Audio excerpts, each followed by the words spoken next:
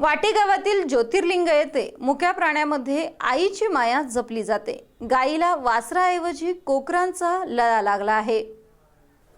वाटे गावातील ज्योतिर्लिंग नगरमधील ही काळजाला पाजर फोडणारी एक अनोखी घटना।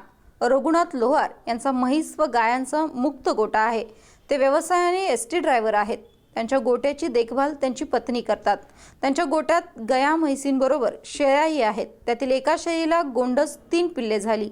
ती पिल्ले दिवसेंदिवस जसजशी मोठी होत गेली तसतसे त्यांची भूकही मोठी होत गेली, पण शेळीचे दूध त्या पिल्लांच्या वाट्याला पुरेसे येईना। रघुनाथराव समोर प्रश्न पडला। एक दिवस त्यांच्या पत्नी गायीची धार काढत असताना त्या 3 पिल्लांमधील एक पिल्लू तेथे गेले। त्या गायीचे दूध पिऊ लागले। त्या गायीला बहुतेक जाणीव झाली असेल की हे लेकरू उपाशी आहे, त्याला तिच्या दुधाची गरज आहे। तिनेही प्रेमाने त्या पिल्लाला दूध पिऊ दिले। रघुनाथरावांच्या पत्नी ते अविस्मरणीय क्षण डोळ्यात साठवत पाणावलेल्या डोळ्यांनी बघत राहिल्या।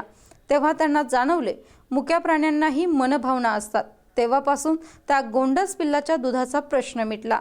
आता दररोज दूध काढायच्या वेळेस त्या पिल्लांना भूक लागली की गायीकडे आपल्या हक्काच्या आईप्रमाणे दूध प्यायला जातात।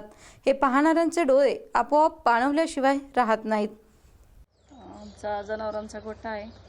त्यात तीन गाया 2 म्हशी असल्यामुळे एक शिर्डी आणली। शिर्डीला 3 पिल्ली झाल्यामुळे त्यांचं काही दुधाचं भागणं शिर्डीपासून गाईला म्हटलं पित्या तर का पाजून बघावं। प्यायला लागल्यामुळे 2-2.5 महिने झाले आता त्यांची दुसऱ्या जनावरांची मी धारा काढायला गेली की ती त्या गाईला बांधलेली असली की प्यायला चालू करते। सकाळ संध्याकाळ त्यांची ती पेते ती। मग नंतर SBN मराठी शीतल कुमार शेटे, वाटेगाव।